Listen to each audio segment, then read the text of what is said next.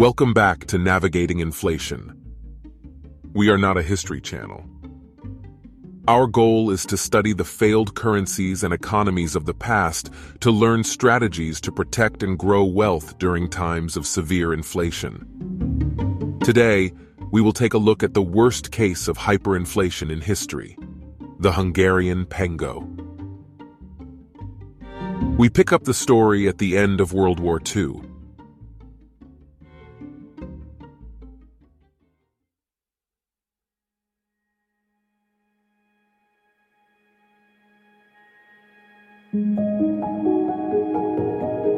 As it emerged from the war, Hungary was left in a state of extreme economic devastation. Its gold was plundered by the Germans, its industrial capital was seized by the Soviets, and much of its population was either killed or imprisoned during the war. The Hungarian economy of 1945 was reduced to less than 50% of its pre-war capacity. Adding further burden were war reparations of $300 million imposed by the Soviets, Czechoslovakia, and Yugoslavia. The Hungarian currency, the Pengo, had already experienced inflation during World War II. With the tax base unable to cover much more than about 10% of government expenses, the government made a deliberate decision to pursue taxation through inflation.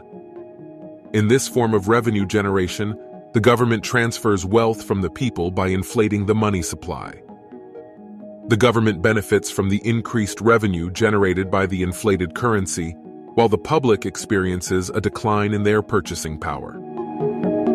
This acts as a wealth transfer from the public to the government, allowing the government to finance its expenditures without directly raising taxes.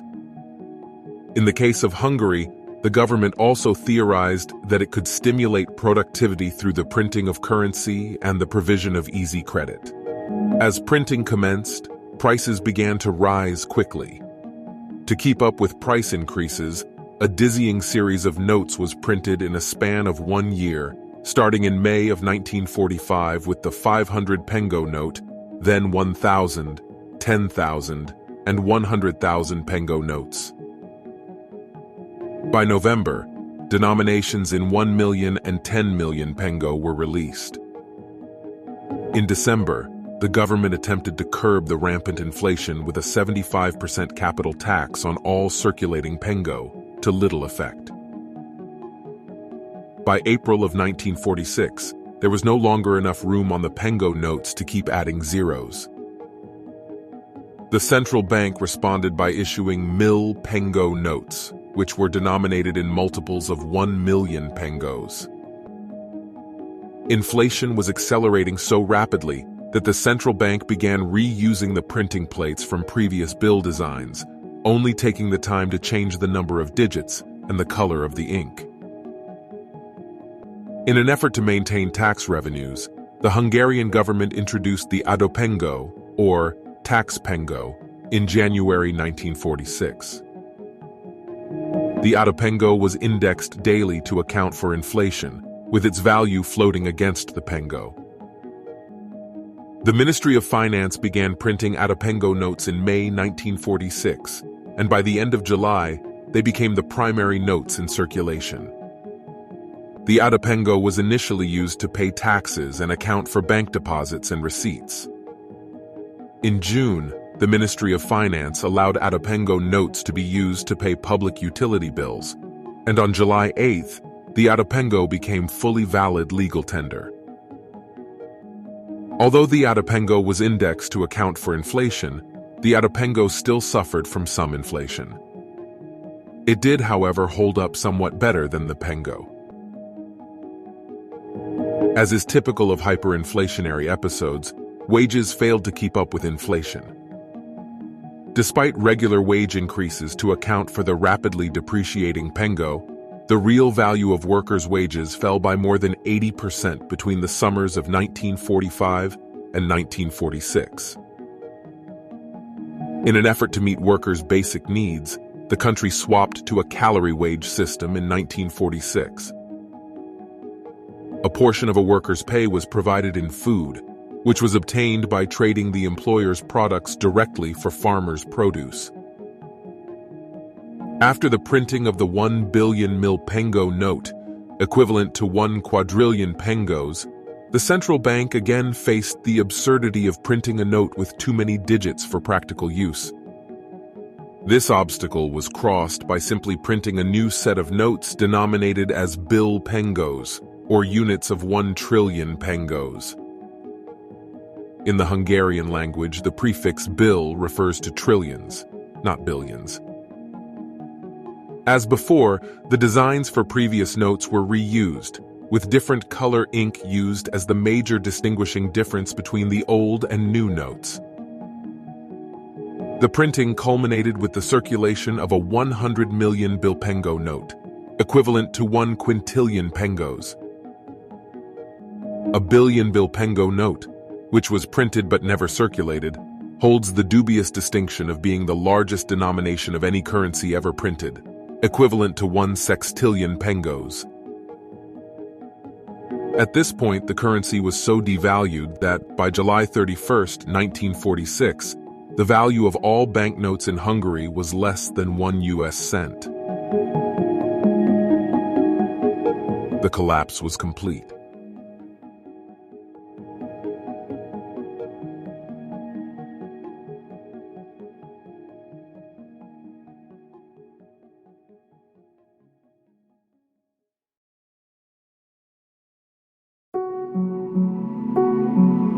On August 1, 1946, Hungary executed one of the most dramatic economic resets in the history of currencies. A brand new currency, the forint, was created, backed by gold at 13,210 forints per kilogram of gold.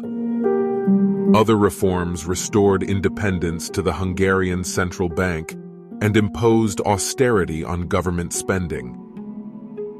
Literally overnight, Hungary's brutal hyperinflation vanished. As the dust settled, it began to appear that the deliberate hyperinflation chosen by the government may have been at least a partial success.